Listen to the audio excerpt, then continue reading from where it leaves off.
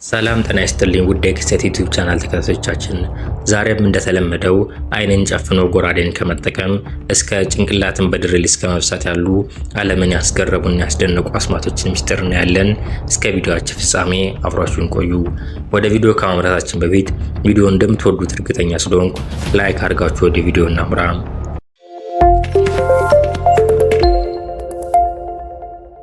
ጎራዴን አይንን ተጨፍኖ የመጠቀም የአስማት ትሪክ ነው። ይሄ በጣም አደገኛ በዓለም የታለንት ሾው የአስማት ትሪክ እስከዛሬ ከተከወኑ የአስማት ትሪኮች በአደገኝነቱ የመጀመሪያ ደረጃን የሚይዝ በቤታችን ሊሞክረው የማይገባ የአስማት ትሪክ የተከወነው በአስማተኛው አሮን ክሮ ነው። ታዋቂ አእምሮ አንባቢ የሆነው አሮን ያደረገው ይህን ነበር። በቅድሚያ የተወሰኑ ተመልካቾችንና ከዳኞቹ አንዱን ወደ መድረክ ያመጣል። ለአስማቱ አሮን ከቀደም መድረክ ላይ የተቀመጠውን እየነደደ ያለውን ሻማ በማንሳት ትኩሱን የሻማ ቅላጭ አይኑ ላይ ያንጠባጥበዋል። በመቀጠልም ሶስት የተለያዩ ነገሮችን በመጠቀም አይኑን ይጨፍነዋል። የቁስል ማሸጊያ ፋሻ፣ ጥቁር ፕላስተር፣ በላዩ ላይ ደግሞ አልሙኒየም በመጠቀም እይታውን ይጋርደዋል። ይሄ ዳኞቹንና ተመልካቾቹን አስማተኛው እያየ እንዳልሆነ እንዲያምኑ ያደርጋቸዋል። በመቀጠልም ስለታማ ነገሮችን ጎራዴን ጨምሮ በመጠቀም መድረኩ ላይ ከቀደም ባመጣቸው ሰዎች የተያያዙ ነገሮችን መቁረጥ ይጀምራል። በመጨረሻም በዳኛው ሀዊ ጭንቅላት ላይ የተቀመጠውን አናናስ ለሁለት በመክፈል አስማቱን ይፈጽማል። እንዴት አደረገው? እንዴት ይሄን የማይታመን ስራ ሰራው? ወደ ሚስጥሩ ስናመራ በቅድሚያ ሀዊ እንዴት ለዚህ አደገኛ ለሆነ የአስማት ትሪክ ፈቃደኛ ሆነ? ለዚህ መልስ የሚሆነው ሀዊ ስለ አስማት ትሪኩ ከቀደም ከመድረክ አዘጋጆች የተነገረው መሆኑ ነው። በተጨማሪም አስማቱን አስማተኛው ከአዘጋጆች ጋር በመሆን ጉዳት እንደማያስከትል ለማየት በተደጋጋሚ ተለማምዶታል። አሁን ወደ ሚስጥሩ እናምራ። ይህ አስማት ሁለት ነገሮችን ይዟል። የመጀመሪያው ሻማውን አይኑ ላይ የሚያፈስበት ሲሆን ሁለተኛው ደግሞ አይኑን የሚጨፍንበት ክፍል ነው። ወደ መጀመሪያው ክፍል ስናመራ እንዴት ሻማውን አይኑ ላይ ያንጠባጠበው? አይኑን አይጎዳውም እንዴ? እዚህ ጋር ያለውን ግራፍም ካየን ቆዳችን ለትኩስ ነገር ሲጋለጥ የሚያደርሰውን ጉዳት እናየዋለን። ስለዚህ በዚህ መሰረት ከ50 ዲግሪ ሴልሺየስ በታች ባለ ሙቀት መቅለጥ የሚችል ሻማ ምንም አይነት ጉዳት ሊያስከትል አይችልም። ይህም የሆነው ግን ግንኙነቱ ለትንሽ ደቂቃ ከሆነ ነው። እዚህ ጋር አስማተኛው የተጠቀመው ሻማ የፓራፊን ሻማ ወይም ፌቨሪ ሻማ ነው። እነዚህ ሁለቱ ሻማዎች በዝቅተኛ ሙቀት የሚቀልጡ ናቸው። በተጨማሪም እዚህ ጋር ካስተዋላችሁ አሮን ሻማውን ከፊቱ አርቆ ነው የሚይዘው። ይህም ሻማው ከላይ እስከታች ሲወርድ ሙቀቱ እንዲቀንስና በቶሎ እንዲረጋ ያደርገዋል። በመቀጠል አይኑን በሚሸፍንበት ሰዓት ሻማው ከመርጋቱ በፊት አይኑን ይገልጠዋል። በዚህ ጊዜም ሻማው ረግቶ ቢደርቅም ስስ ስለሆነ በቀላሉ አይኑን በሚሸፍንበት ሰዓት ያነሰውና አይኑን ይገልጠዋል። ወደ ቀጣዩ ክፍል ስናመራ እንዴት አይኑን ተጨፍኖ አናናሱን ለሁለት ከፈለው? ለዚህ ሚስጥሩ ሁላችሁም እንደምትገምቱት አይኑን በሸፈነው ነገር ተከልሎም ቢሆን ማየት ይችላል። ባይሆን ኑሮ አዘጋጆቹን እንደዚህ ያለ አደገኛና ለሞት የሚዳርግን ነገር እንዲያደርግ አይፈቅዱለትም። እሺ እንዴት በነጭ ፋሻ በጥቁር ፕላስተርና በአልሙኒየም ተሸፍኖ ማየት ቻለ? አይኑ ጋር በስነ ስርዓት አይደለም የታሰሩት። እዚህ ጋር የጠቀለለበትን መንገድ በቀላሉ እንዲፈቱ አድርጎ ነው። እሱንም እዚህ ጋር ነጭ ፋሻውንና ፕላስተሩን አስሮ አልሙኒየሙን ሲደርብበት እጁን ብናየው ወደ ውስጥ ገብቷል። በዚህ ጊዜ ነው የጠቋሚ ጣቱን በመጠቀም ሁለቱን አይኑን የጨፈነበትን ማሰሪያዎች ከአይኑ ያነሳቸው። በተመሳሳይ ሰዓት እጁ በውስጥ እንዳለ የሚያደርገው እንዳይታይበት በአልሙኒየም ሸፍኗል። ስለዚህ ከላይ ያደረጋቸው ዝም ብሎ አይን መሸፈኛዎች በፈለገ ሰዓት ወደ ላይና ወደ ታች የሚያንቀሳቅሰው ነገር ነው። ከላይ ያደረገው ነገርስ እይታውን አይከልለውም እንዴ? ሁለቱ ከላይ ያሰራቸው ነገሮች በትክክል ቢቀመጡ በደንብ አይኑን እንደሚሸፍኑት እርግጠኞች ነን። ነገር ግን ከላይ ያለው የአልሙኒየም ሽፋን ሲታይ አልሙኒየም ቢመስልም ሲልቨር ዊንዶ ቴንት የሚባል ለመኪና መስኮት መሸፈኛነት የሚያገለግል ቁስ ነው። ይህ ቁስ ከውስጥ ወደ ውጭ እንጂ ከውጭ ወደ ውስጥ ስለማያሳይ ለዚህ አስማት ትሪክ አሪፍ ዕቃ ነው። አሁን ሚስጥሩ የገባችሁ ይመስለኛል። አይኑ አልተጨፈነም። ስለዚህ የአይኑ ሽፋን አናቱ ላይ እንዳለ ነገሮችን መቆራረጥ ይጀምራል። ቢሆንስ ጎራዴን በሰው አናት ላይ እንደፈለገ ማሽከርከር አደገኛ ነገር አይደለም እንዴ? ነው። ግን እያያችሁት ያለው ጎራዴ የውሸት ከፕላስቲክ የተሰራ ነው። እንዴት ከፕላስቲክ የተሰራ ጎራዴ አናናስ ባንዴ ሊቆርጦ ቻለ? ለሱ መልሱ አናናሱ ከ90 እስከ 95% ከቀደም የተቆረጠ ነው የሚለው ነው። ስለዚህ በትንሽ ኃይል ሙሉ ለሙሉ ይካፈላል። እዚህ ጋር በድንገት አስማተኛው ተሳስቶ እንኳ የገመውን ጎራዴ ወደ ዳኛው ቢልከው እንዳይጎዳው አናናሱ የተቀመጠበት ዕቃ በ3 ኢንች ርቀት ነው የተሰራው። የተሰራበት ዕቃ ፕላስቲክም ስለሆነ ድንገት ተሳስቶ እንኳ ወደ ጭንቅላቱ ቢሄድ ነጥሮ ይመለሳል። በመጨረሻ ያኑን ሽፋን ወደፊቱ መልሶ የመስኮት ሽፋኑን በማንሳት ዳኞቹንና ተመልካቾችን በማስደመም አስማቱን ይፈጽማል።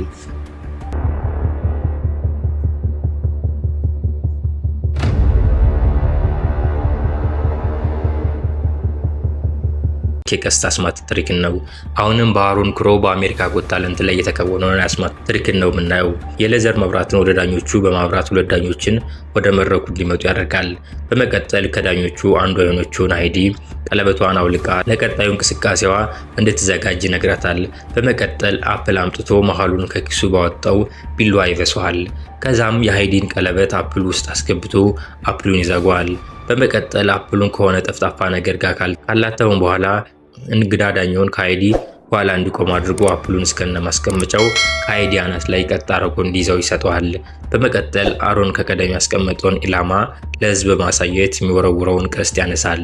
በማስከተልም ቀስቱን ከደጋኑ ጋር አድርጎ በተገጠመለት ጨረር አማካይነት ወደ ታዳሚዎች አዙሮ ቀስቱን ወደሚተኩስበት ቦታ ያመራል። በቦታው ሲደርስ በሚያስፈራ ሁኔታ መሽከርከር ይጀምራል። ይህም ተመልካቾችን ጭንቀት ውስጥ ሲከት እናየዋለን። በድንገትም ቀስቱ ተተኩሶ ኢላማው ጋር ያርፋል። በሚያስገርም ሁኔታ አፕሉ ለሁለት ተከፍሎ ነበር።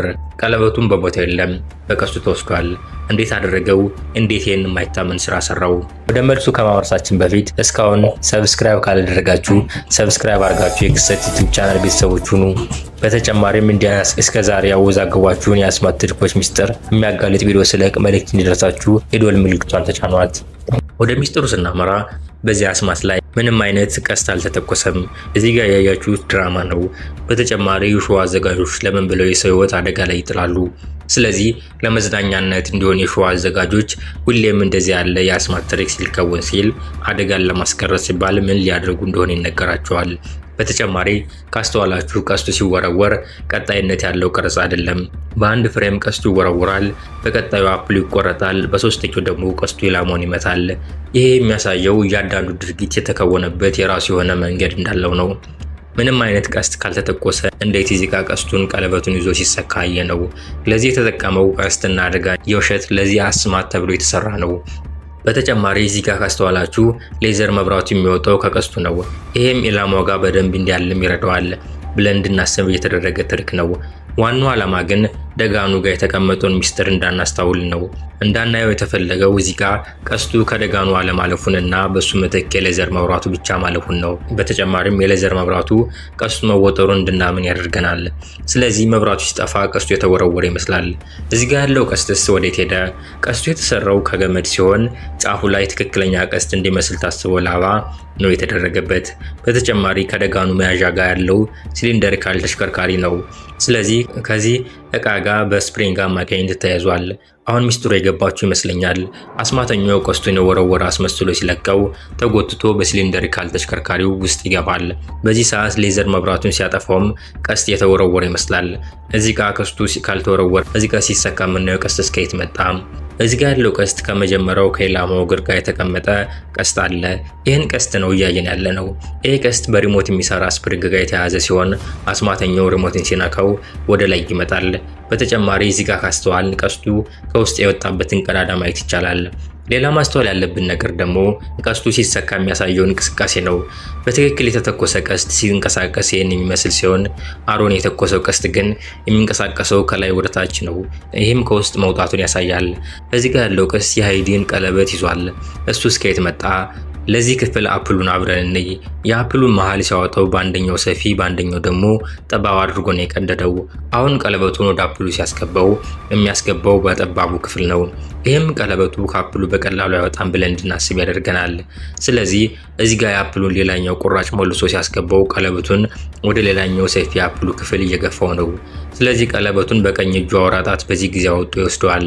በተጨማሪ አፕሉን ከጥቁር ማስቀመጫው ጋር ሲያስቀምጠው በቀኝ እጁ እንደያዘው እዚህ ጋር በማስተዋል መገንዘብ እንችላለን። አሁን የገባችሁ ይመስለኛል። ቀለበቱ ያለው በአሮን እጅ ውስጥ ነው። ስለዚህ ኢላማው የቆመበትን ቦታ ሲያስተካክለው ቀለበቱን ኢላማው ጋር በተቀመጠው ቀስት ጋር ያስገባውና ሌላኛውን ቀስት ይወስዳል። አሁንም አንድ ያልመለስነው ጥያቄ አለ። አፕሉ እንዴት ለሁለት ተከፈለ? የዚህ ሚስጥር ያለው አፕሉ ከተቀመጠበት ጥቁር እቃ ላይ ነው። እዚህ እቃ ውስጥ በስፕሪንግ የሚሰራ ቢላዋ አለ። ስለዚህ አስማተኛው ሪሞትን ሲነካው ስፕሪንጉ በመንቀሳቀስ ቢስማር ላይ የተሸከለውን አፕል ለሁለት ይከፍለዋል። ስለዚህ የዚህ ሁሉ አስማት መሰረት ያለው ከደጋኑ ጋር ካለው ሪሞት ጋር ነው። አደገኛ የሆነውን የዳንጀረስ ድሪል የአስማት ትሪክ እናገኛለን። ይህ አደገኛና በቤታችን ሊሞክረው የማይገባ የአስማት ትሪክ ምን መሰላችሁ?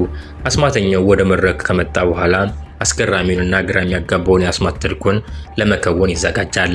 በመቀጠል ድሪውን አስነስቶ ወደ አናቱ ይወስደዋል። ነገር ግን ምንም አልሆነም። ትንሽዬ ጭረት እንኳን አላረፈበትም ነበር። እንዴት አደረገው? እንዴት ይህን የማይታመን ስራ ሰራው? ወይስ ሰውየው ከጎማ ነው የተሰራው?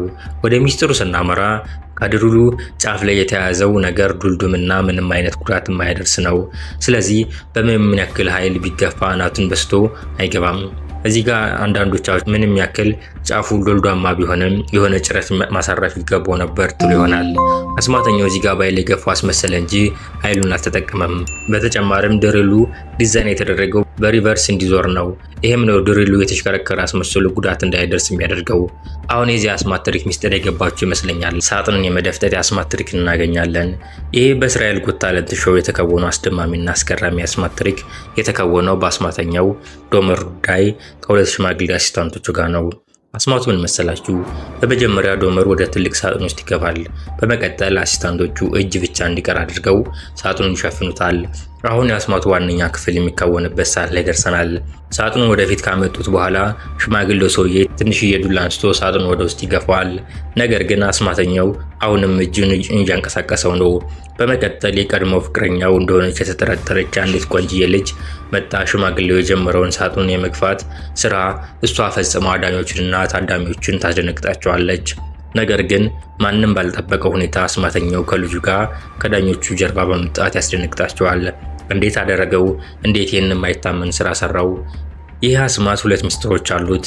የመጀመሪያው አስማተኛውን እንዴት እንደ ቂጣ ተፈጠፉት የሚለው ሲሆን፣ ሁለተኛው ደግሞ እንዴት አስማተኛው ከዳኞቹ በኋላ ምንም ጉዳት ሳይደርስበት ተከሰተ የሚለው ነው። ወደ መጀመሪያው መልስ ስናመራ የዚህ አስማት ምስጢር ያለው በዚህ ሳጥን ወለል ላይ ነው። በተጨማሪ ሳጥኑ ፊት ለፊት ከሚታየው በላይ ጥልቅ ሲሆን ሚስጥራዊ ክፍል ያለው ነው። የሳጥኑ የግራ ክፍልም ሌላ የተደበቀ ክፍል አለው። ሁለተኛው ሚስጥር ያለው ደግሞ ከዚህ ደረጃ ላይ ነው። አስማቱ የተከወነው እንዲህ ነው። አስማተኛው ወደ ሳጥኑ ከገባ በኋላ በሚስጥራዊ በራፍ ወደ ደረጃው ገብቶ አሁን በምስሉ ላይ ያያችሁት ባለው መልኩ ይቀመጣል። በመቀጠል ደረጃው ተለያይቶ ወደ መድረክ ጀርባ ይወሰዳል። በመጨረሻ ወደ ዳኞች የሚሄደው በዚህ መንገድ ነው። ሳጥኑ ወደ ተደፈጠጠበት ክፍል ስናመራ ደግሞ ሳጥኑ ውስጥ ሌላ ሰው አለ። ይሄ ሰውም አስማተኛው ወደ ሳጥኑ ሲገባ እጁን ያሳየን ነው። በመቀጠል እግሩን አስተካክሎ ከተቀመጠ በኋላ እጁን ሲገፋ ወደ ኋላ ሸሽጎ ማስቀመጥ አስማቱን ይከውናል። እሱንም በዚህ ምስል እንዴት እንዳደረገው ማየት እንችላለን። የገመድ ትሪክ እናገኛለን። አብዛኞቻችሁ ስለዚህ አስማት ትሪክ በአካል ባታዩትም ሰምታችሁ እንደምታውቁ እርግጠኛ ነኝ። ይህ ታዋቂ የሆነው የአስማት ትሪክ መከወን የጀመረው 19ኛው ክፍለ ዘመን መጀመሪያ አካባቢ ነው። ወደዚህ አስማት ትሪክ ሚስጥር ከማምራታችን በፊት አስማቱ እንዴት እንደሚከወን እንይ። አስማተኛው የተጠቀለለ ገመድና ቅርጫት ያመጣል። በመቀጠል በቅርጫት ውስጥ ምንም እንደሌለና ገመዱም ትክክለኛ መሆኑን ለተመልካቾቹ አሳይቶ ያረጋግጣል። በመቀጠል በአሲስታንቱ እርዳታ ገመዱን በቅርጫት ውስጥ ካስቀመጠው በኋላ ፑንጂ የምትባል ዋሽንት የመሰለች የትንፋሽ መሳሪያ አውጥቶ መንፋት ይጀምራል። አሁን አስማቱ መፈጠር ይጀምራል። ተጠቅልሎ የነበረው ገመድ ቀስ በቀስ ወደ ላይ መነሳት መቆም ይጀምራል። በሚያስገርም ሁኔታ ገመዱ ተዘርግቶ ወደ 20 ጫማ 6 ሜትር አካባቢ በመንሳፈፍ ይቆማል። በመቀጠልም አስማተኛው በአካባቢው አጠራር ጃሞራ በመባል የሚታወቀውን ትንሹን አጋዡን ጠርቶ ገመዱን እንዲሰቀል ያደርገዋል። ልጁን ካስወረደ በኋላ ገመዱን ወደ ነበረበት በመመለስ የአስማት ትሪኩን ይፈጽማል። እንዴት አደረገው? እንዴት ይህን የማይታመን ስራ ሰራው? ወደ ሚስጥሩ ከማምራታችን በፊት እንዲህ አስገራሚና አስደናቂ የሆኑ የአስማት ትሪኮችን ሚስጥር ስለቅ መልእክት እንዲደርሳችሁ ሰብስክራይብ አድርጋችሁ የደወል ምልክቷን ተጫኗት። ወደ ሚስጥሩ ስናመራ እንዴት ገመዱን ወደ ሰማይ በራሱ ጊዜ እንዲሰቀል አደረገው? እዚህ ጋር አንዳንዶቻችሁ ገመዱ ስር ያለው ቀርከሃ ወይም ሌላ ጠንካራ መሬት ውስጥ ባለ ሰው አማካኝነት መገፋት የሚችል ነገር ተጠቅሟል ብላችሁ ልታስቡ ትችላላችሁ። ሚስጥሩ ግን እሱ አይደለም። ከመሬት ውስጥ እንደዚህ የሚረዝምን እንጨት መያዝ የሚችል ጉድጓድ መቆፈር ከባድና ውድ ስለሆነ እንግዲያስ እንዴት አደረገው? እዚህ ጋር ካስተዋላችሁ አሲስታንቱ ቅርጫቱን አንድ ቦታ ላይ ወስዶ ሲያስቀምጠው እናያለን። ይህ ቦታ ቀዳዳ ያለበት ሲሆን ቀዳዳው ከላይ እንዳይታይ በአበባ ተሸፍኗል። እሱንም እዚህ ጋር አሲስታንቱ ሲያነሳው ማየት እንችላለን። አበባው ከተነሳ በኋላ ቅርጫቱን ከስር ካለው ቀዳዳ ጋር ያጋጥሙታል። ቀዳዳው ወደ ውስጥ ምንም ነገር ቢገፋበት የሚያሳልፍ ነው። በዚህ ቀዳዳ ነው ጠንካራ ወደ ላይ ሲገፋ ቀጥ እያለ የሚሄድ ብረትን የሚያስገቡበት። ግን ብረቱን የሚገፋው ማን ነው? ብረቱን የሚገፋው ሰው ከተመልካቾች ውስጥ ያለ ሲሆን በሌሎች ተመልካቾች ሳይታይ ይገፋዋል። ስለዚህ አሲስታንቱ ገመዱን ቅርጫት ውስጥ አስገብቶ ሲያስቀምጠው እታች በቀዳዳው ከወጣው ብረት ጋር ጫፉን ሲገፋው ቀጥ እንዲያደርገው ያስገባዋል። በተጨማሪ ገመዱ በእጅ የተሰራና ውስጡ ባዶ ነው። ይህም ገመዱ ውስጥ ብረት እንዲገባበት ይረዳዋል። እዚህ ጋር አስተውለን ካየነው የገመዱ ጫፍ ጥቁር እንደሆነ እናያለን። ይህም ውስጡ ባዶ መሆኑን ያሳየናል። አሁን አስማተኛው የሙዚቃ መሳሪያውን መጠቀም ሲጀምር ሌላኛው አጋዡ ብረቱን ወደፊት ይገፋዋል። ገመዱ ተዛንፎ እንዳይወድቅ መሬቱን ከቀደም በማለስለስ አዘጋጅቶታል። አሁን ትንሹ አሲስታንት መጥቶ ገመዱን ይሰቀለዋል። በስተመጨረሻ ብረቱን በመሳብ ገመዱን ወደ ነበረበት መልሰው የአስማት ትሪካቸውን ይፈጽማሉ። የጃሚ ራቪንን የወረቀት በሎሚ ውስጥ የአስማት ትሪክን እናገኛለን። በቨርቲጎ ጎት ታለንት ላይ በሚከውናቸው አስማቶች ታዋቂ የሆነው ጄሚ ሬቨንስ በሾው ግማሽ ፍጻሜ ላይ አሊሻ አስማቱን ከመጀመሩ በፊት ጀምሮ ከፊቷ ተቀምጦ ከነበረው ሎሚ ውስጥ የፈረመችበትን ወረቀት በማውጣት አስገራሚና አስደናቂ የአስማት ትሪክን ከውኗል።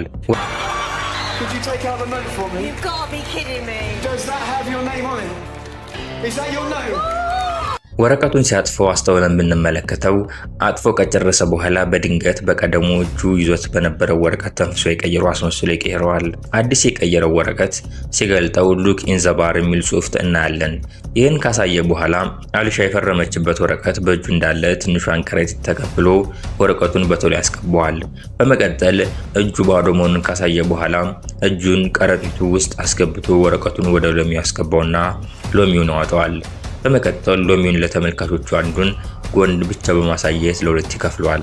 የፈረመችበትን ወረቀት በሎሚ ውስጥ በማግኘቷ የተገረመችው አሊሻ የሷ ወረቀት መሆኑን ለማረጋገጥ ስታነሰው ጄሚ ሎሚውን በቶሎ ከአካባቢው ይሰውረዋል። ከዛ በፊት ግን ሎሚውን እስቲ አንዴ በድጋሚ እንየው። እዚህ ጋር አስተዋል ሎሚው ከታች መበሳቱን መመልከት እንችላለን። በዚህ ነው ጄሚ ቀደም ወረቀቱን ያስገባው። አሁን የዚህ አስማት ሚስጥር የገባችሁ ይመስለኛል።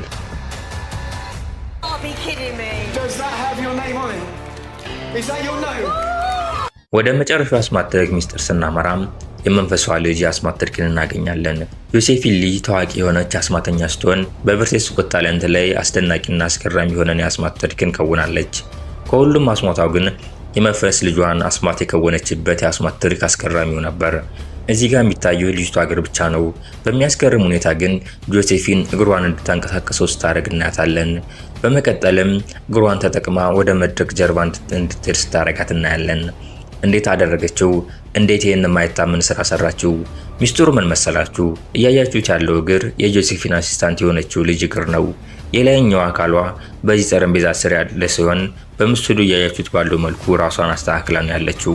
በተጨማሪ ከላይ ያየነው ያለነው ክፍል የውሸት ከላይ የተጠቀለለ ከብዙ ልብስና ከሌላ ነገር ተሰፍቶ የተሰራ ነው።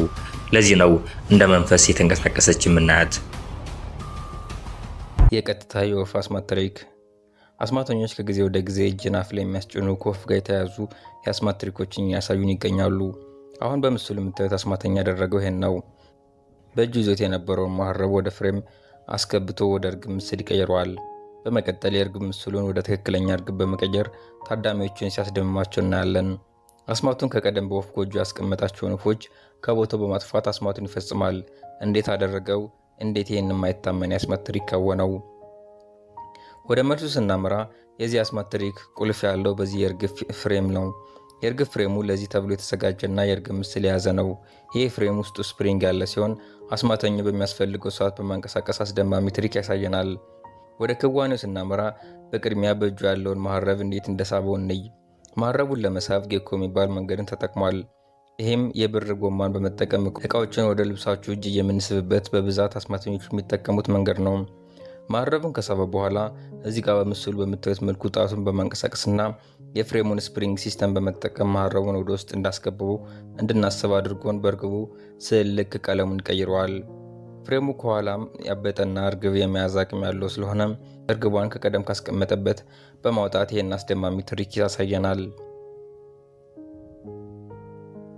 በመቀጠል ወደ ሰራው የአስማት ትሪክ ሚስጥር ስናመራ ወፎችን እንዴት እንዲጠፉ አደረጋቸው። የዚህ ሚስጥር ለመረዳት ከዚህ በፊት ዳርሲ ኦክ የሰራውን ትሪክ እንይ። በሱ ትሪክ ላይ ወፍ ጎጆ ውስጥ የተደበቀና በቀላል ሲነካ የሚቀየር ውስጡ ክፍት የሆነ ጎጆ ተጠቅሟል። እዚህ ጋር የሚሆነው ይሄ ነው። ወፎቹን የጎጆውን ቁልፍ በመንካት ወደ ድብቁ ክፍል አስገብቷቸዋል። ዳርሲ ኦክ የማጂክ ትሪኩን የሚፈጽመው ወፎቹን ወደ ሴት በመቀየር ነው።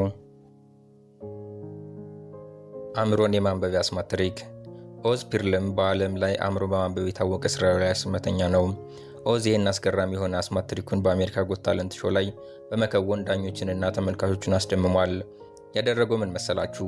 በቅድሚያ ወደ ዳኞች መቀመጫ ሂዶ ሃይዲን ከ100 በታች ያለው ቁጥር እንዲያስብ ነግሯት ያሰበውን ቁጥር አእምሮን በማንበብ በወረቀት ላይ ይጽፈዋል። ሁለተኛው የሰራው የአስማት ትሪክ የሜልቪስን አእምሮ በማንበብ ከዚህ በፊት ከማንጋና የትሽርሽር እንደወጣች ሳትነግረው በመገመትና ወረቀት ላይ በመጻፍ ተመልካቾችንና ዳኞችን ያስደመመው የአስማት ትሪኩን ይፈጽማል። እንዴት አደረገው? እንዴት ይህን የማይታመን ተግባር ከወነው? ወደ ሚስጥሩ ስናመራ ይሄ የአስማት ትሪክ 2 ክፍሎች አሉት። የሄድን ቁጥር የመገመትና የማሊቭን ሽርሽር ጉዞ ሚስጥር ያወቀበት መንገድ ነው። ወደ መጀመሪያው ሚስጥር ስናመራ ሄዲ የመረጠችውን ቁጥር እንዴት መረጠው? ከመድረክ ወርዶ ወደ ዳኙ ሲጠጋ በማስታወሻው ላይ የሆነ ነገር እየጻፈ እንመለከተዋለን። በዚህ ሰዓት የጻፈው የሄዲን ስም ነው። በዚህ ሰዓት ምንም አይነት ቁጥር አልተጻፈበትም ነበር። ሄዲን ቁጥር እንድትይዝ ከነገራት በኋላ በእጁ ማርከሩን ተጠቅሞ እየጻፈ እንዳለ ለማስመሰል ሲሞክር እንመለከተዋለን። በዚህ ሰዓት አስተውለን ከሆነ የእጁ እንቅስቃሴ ውሸት ነው። በመቀጠል እስክሪብቶን ለሃዊ ሰጥቶ እጁን ወደ ኪሱ ያስገባዋል። ይህን የነው አስማቱን ለመከወን የተጠቀመበትን ስዊም ጊሚክ የተባለ ይህን አውራጣት የአስማት ትሪክ መስሪያ ጫፍ ላይ መጻፊያ የተገጠመለትን ከኪሱ አውጥቶ በጣቱ ያጠለቀው። ከዛም ሃይዲ ቁጥሩን ስትናገር በፍጥነት ጣቱን ተጠቅሞ 57 ቁጥርን በመጻፍ እና በማሳየት ተመልካቾችን ያስደምማቸዋል።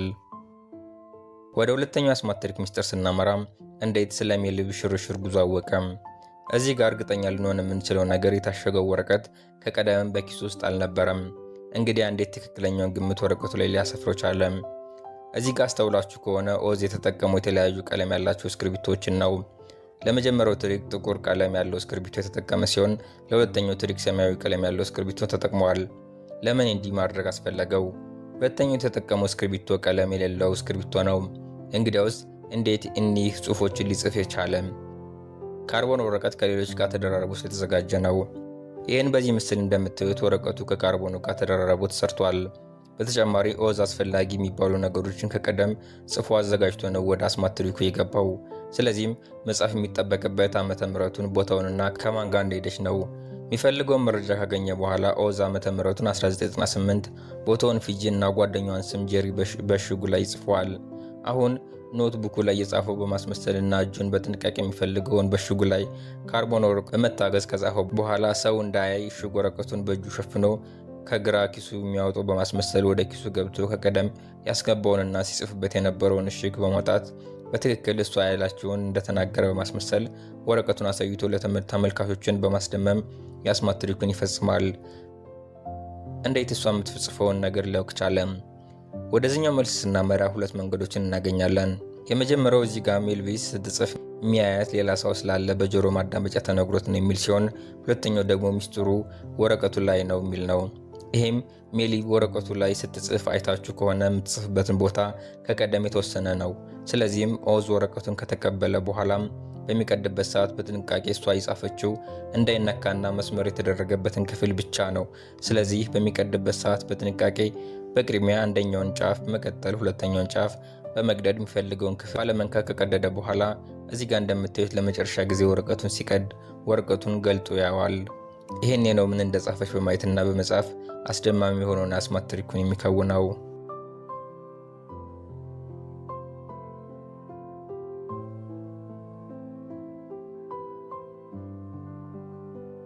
ከአይፎን ተኪላ መቅዳት። ቶም ቻምበርስ በዓለም ላይ የታወቀ አውስትራሊያዊ የቢራ አስማተኛ ነው። ዛሬ በአሜሪካ ጎት ታለንት ላይ ተገኝቶ የከወነውን ይሄን የቴኪላ አስማት ትሪክ ሚስጥር ይዤላችሁ ቀርቤያለሁ። በቅድሚያ የአስማት ትሪኩ ምን እንደሆነ እንይ። ዶም ወደ መድረኩ ሲመጣ ብቻውን አልነበረም የመጣው፣ አጋጁን ሲሪ ይዞ ነው የመጣው። ትሪኩን ሲጀምር ሲሪ ዳኞች የሚፈልጉትን ካርድ እንዲመርጥ ትነግራቸዋለች። ሳይመን 7 ቁጥርን ሲመርጥ ሃይቲ ልብን ይመርጣል፣ ማለትም 7 ልብ መረጡ ማለት ነው። በመቀጠል ሲሪ 7 ልብን ስታሳይ ዶም ካርዱን ከስክሪኑ ሲያወጣው እንመለከታለን።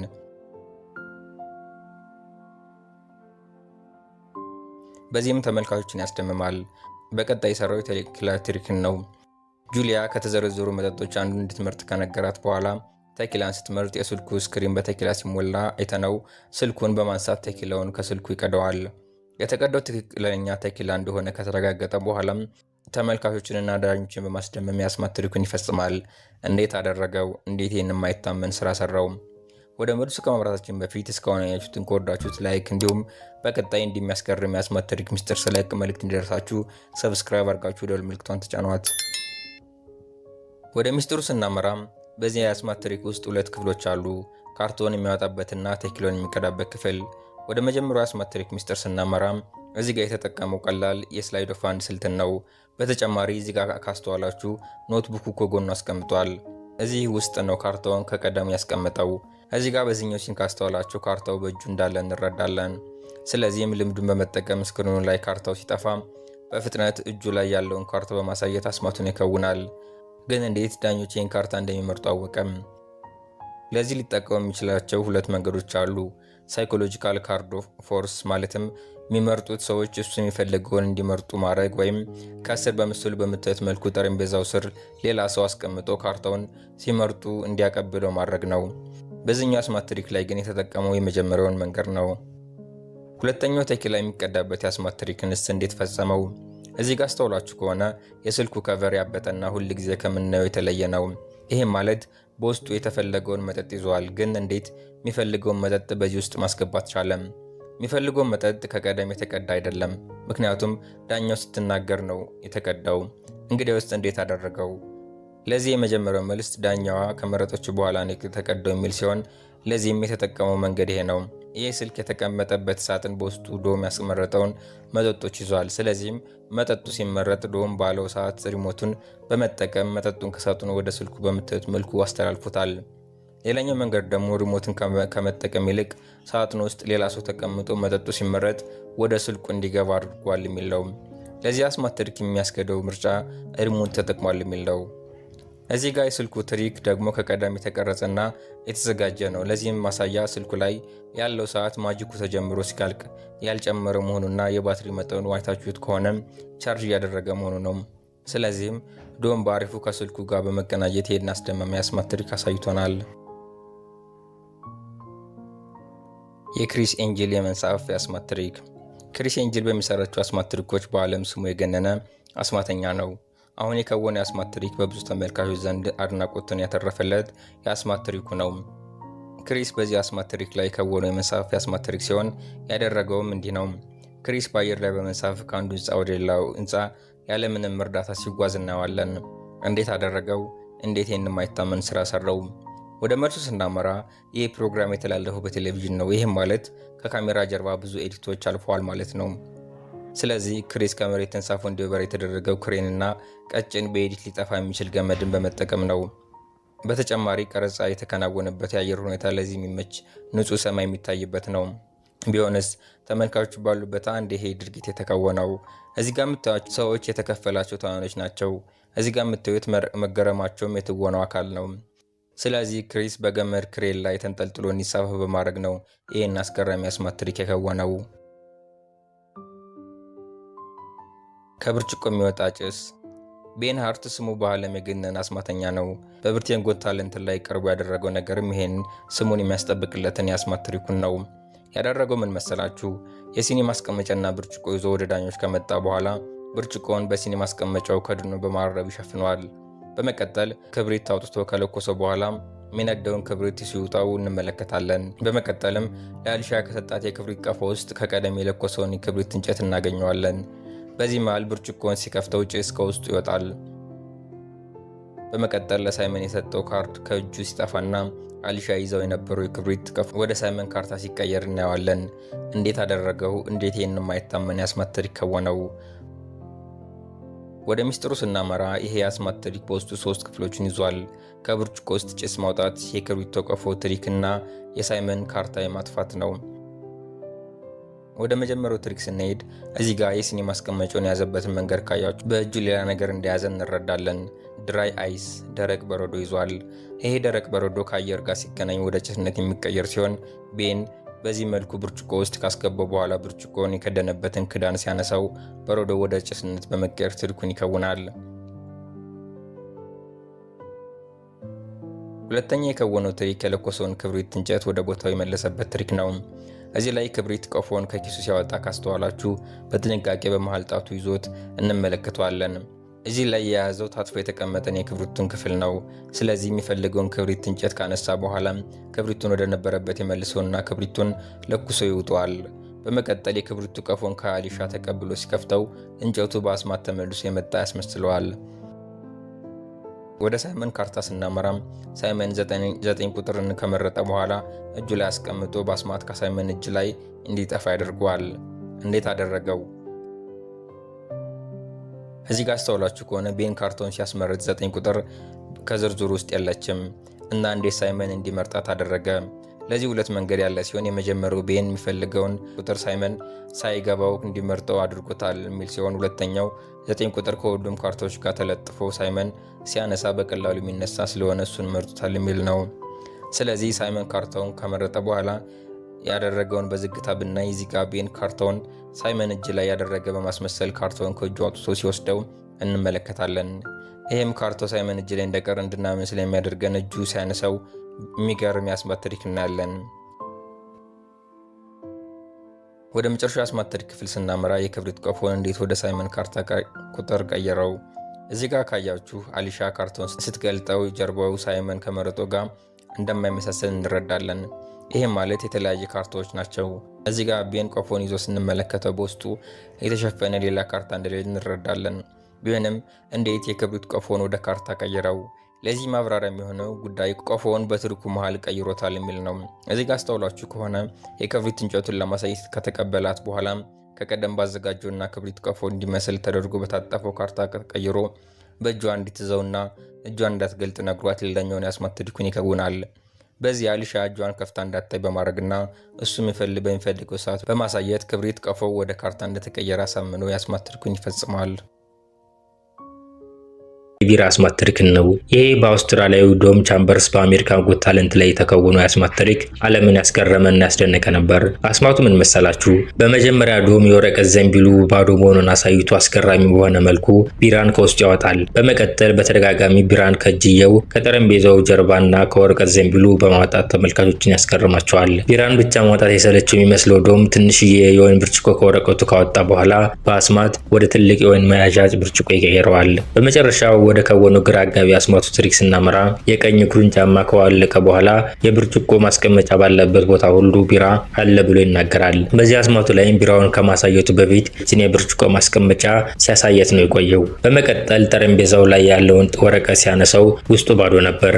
በዚህ ሳይደናገጥ ቅድም ካወለቀው ጫማ ውስጥ አስገራሚና አስደናቂ በሆነ ሁኔታ ቢራን ያወጣል። በመጨረሻ ጃኬቱን ካወለቀና ጠረጴዛው ላይ የተወሰነ ትሪክ ከከወነ በኋላ ከወረቀቱ ጫማውን በመቀጠልም ባዶ ብርጭቆን ያወጣል። በማስከተልም ከጫማው ቢራን በመቅዳትና በመጠጣት አስማቱን ይፈጽማል።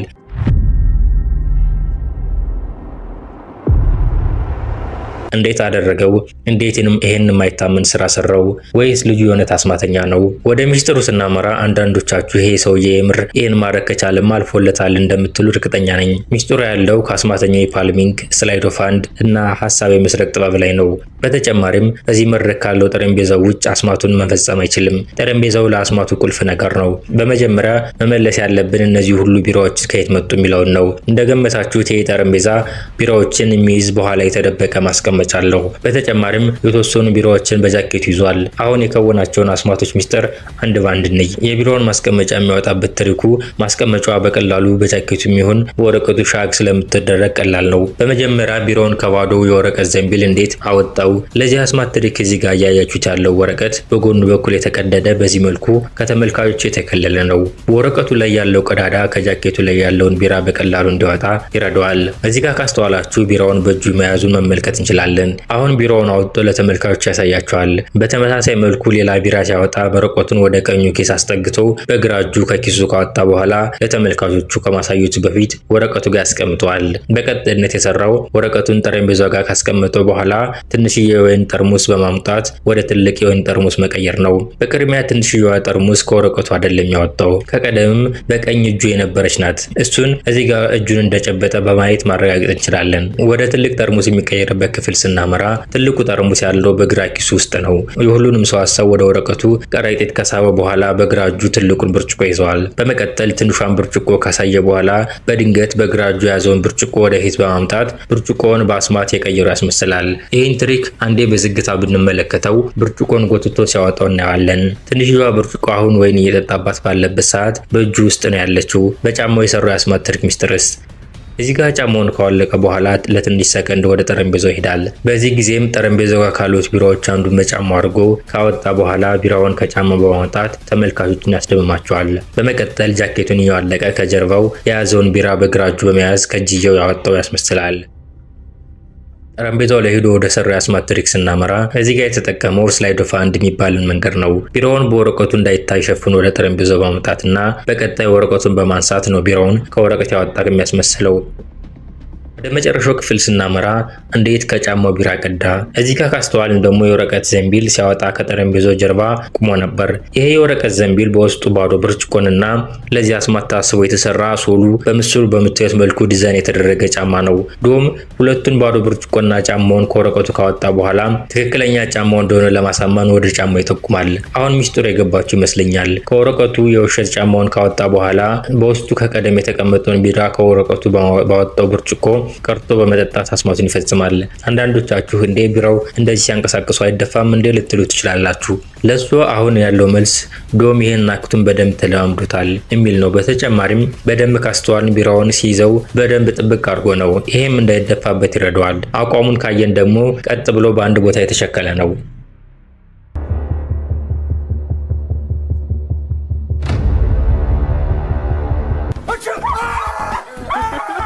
ጭንቅላትን የመጣል የአስማት ትሪክ ነው። ይሄ በተለያዩ መድረኮች ሲከወን የምናየው አስፈሪ የአስማት ትሪክ ሚስጥሩ ከምታስቡት በላይ ቀላል ነው። ወደ ሚስጥሩ ከማለፋችን በፊት አስማቱ እንዴት እንደሚከወን እንይ። በዚህኛው የአስማት ትሪክ ላይ አስማተኛው ወደ መድረክ ከመጣ በኋላ ትንሽ እንቅስቃሴ ማሳየት ይጀምራል። በድንገት ግን ጭንቅላቱ ወደ መሬት ይወድቃል። በፍጥነትም በሚያስገርም ሁኔታ በእጁ ያስቀረውና ወደ ነበረበት ይመልሰዋል። እንዴት አደረገው? እንዴት ይህን የማይታመን ስራ ሰራው? ወደ መልሱ ስናመራ አስማተኛው ይህን አስማት ለመከወን ጥቁር ረጅም ካፖርትና ጥቁር ሹራብ በልብሱ ውስጥ ደግሞ አሁን በምስሉ በምታዩት መልኩ እንጨት፣ የልብስ ማንጠልጠያና ፕላስተር በመጠቀም 3 ማዕዘን ሰርቶ በልብሱ ስር አስቀምጦታል። ከዚህ በኋላ ጥቁሩን ጃኬት ልብስ ማንጠልጠያው ጋር አድርጎ ይለብሰዋል። እንጨቱም በፊት ለፊት ለማንሳት እንዲመቸው አድርጎ ያስቀምጠዋል። መድረክ ላይ ትሪኩን ሲያሳይ ከልብስ ማንጠልጠያው ጋር የታሰረውን እንጨት ወደ ላይ በማንሳት ካፖርቱን ያነሳዋል። የዚህን ጊዜ የቪን ቅርጽ በያዘው ልብስ አንገቱን ወደ ታች አድርጎ በእጁ በመያዝ ተመልካቾችን ያስደምማቸዋል።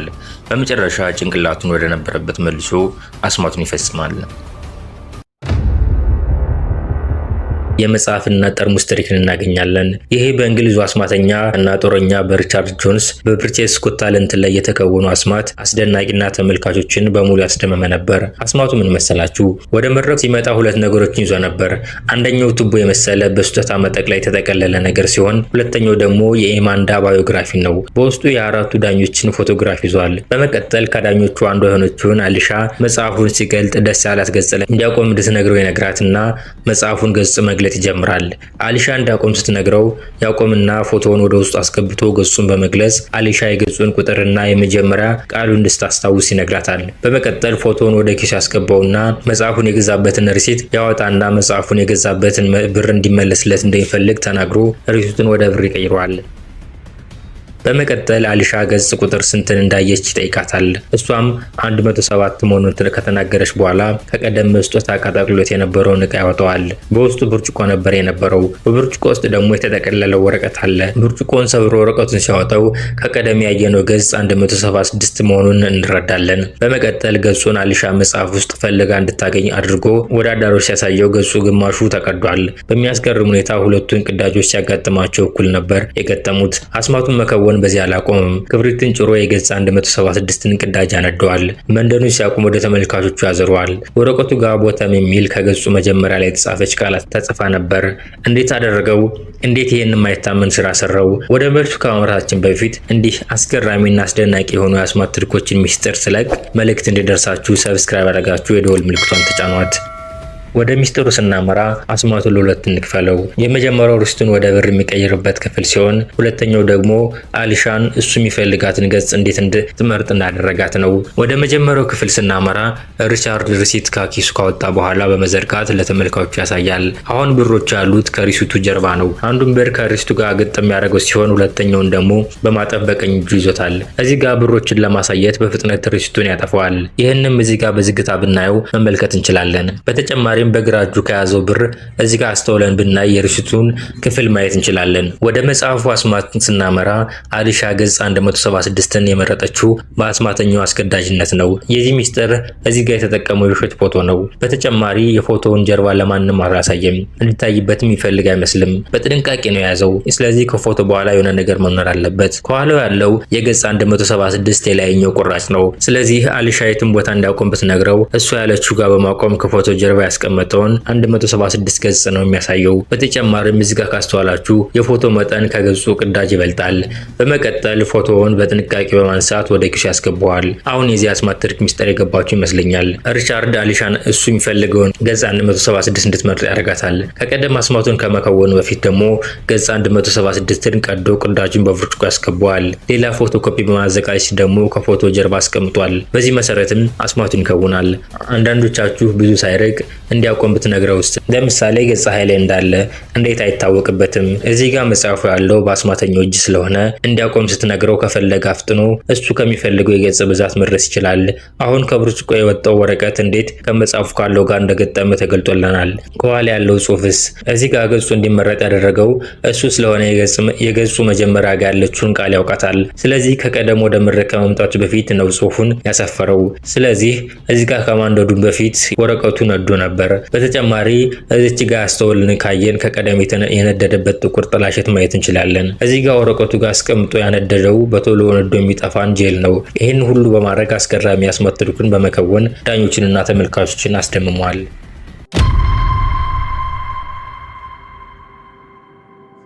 አራተኛ የትኩስ ሻይ ቀላል ግን አስገራሚ የሆነ የአስማትን ትሪክ ነው። አሁንም በሪቻርድ ጆንስ የተከወነን አስማት ትሪክ እንይ። ይሄኛው ቀላል አስማት ስለሆነ እንደምትወዱት አልጠራጠርም። በብሪቲሽ ጎት ታለንት ላይ የተከወነው ይሄ የአስማት ትሪክ ዳኞችንና ተመልካቾችን ያስደመመ ነበር። አስማቱ ምን መሰላችሁ?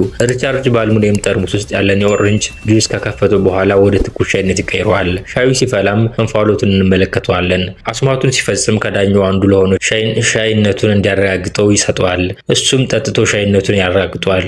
የዚህ አስማት ሚስጥር ምን መሰላችሁ? ይሄ የምታዩት የለስላሳ መያዣ ከቀደምም በሻይ የተሞላ ነው። ቢሆንስ ሻዩ እንዴት ፈላ? አልሙኒየሙ ለዚህ የተዘጋጀ በታችኛው ክፍል የተጠመጠመ ኤሌክትሪክ ሽቦ ያለው ነው። ስለዚህ ሪቻርድ በፈለገው ሰዓት አልሙኒየሙን ማሞቅ ይችላል። በመቀጠል በብርጭቆ ቆርጦ ዳኞችን እንዲቀምሱ ካረገ በኋላ አስማቱን ይፈጽማል።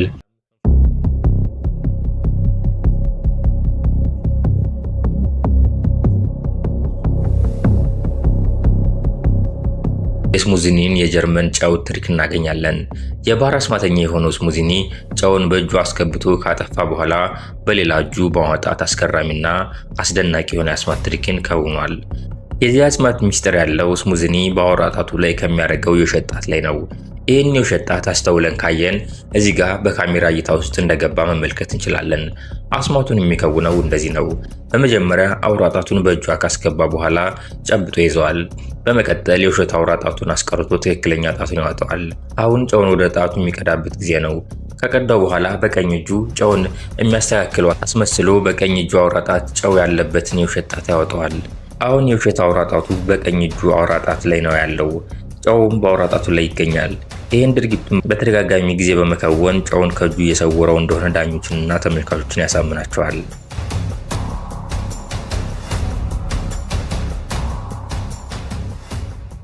የዛሬ ቪዲዮ ይሄን ይመስል ነበር። እናንተን ያስገረማችሁ አስማት ትሪክ ሚስጥር የቱ ነበር? ኮሜንት ላይ አስቀምጡልኝ። በቀጣይ እንዲህ አሪፍ ቪዲዮ ስለቅ መልእክት እንዲደርሳችሁ ሰብስክራይብ አድርጋችሁ ደወል ምልክቱን በመጫን የክስተት ዩቲዩብ ቻናል ቤተሰብ ይሁኑ። ቪዲዮውንም እስከዛሬ እንደዚህ ያሉ አስማቶችን በማየት ሲወዛገቡ ለነበሩ ጓደኞቻችሁ ሼር አድርጉላቸው።